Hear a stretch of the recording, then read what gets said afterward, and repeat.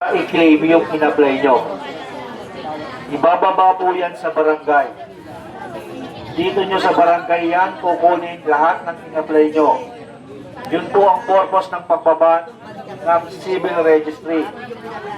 Sa mandato ng ating puting Yorme at Vice Chair Atienza sa pagtulungan ng ating konsyal Awi Sia. Inuulit ko, huwag kayong pupunta ng City Hall.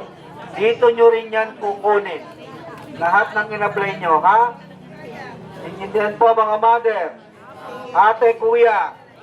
Okay. Nay, matanong ko lang ikaw, Nay, anong nararamdaman mo mas pinadali nga po itong pagkuha ng mga birth certificate, yung mga pangangailangan mo po? Talaga kayo na ang pinuntahan po. Okay naman. The best. Mensahe niyo po sa ating butihing Yorme. Mayor. Hi, Yorme. Okay itong ginawa mo. Napadali ang lahat.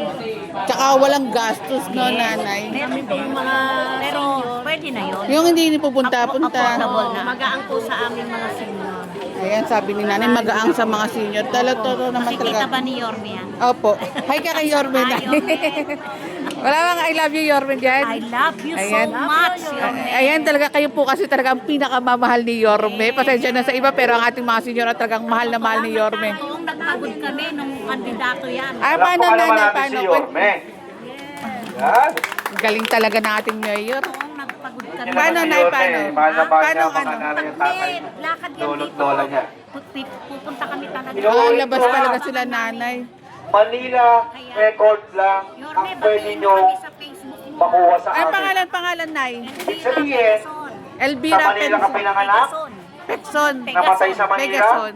kinasal sa Manila.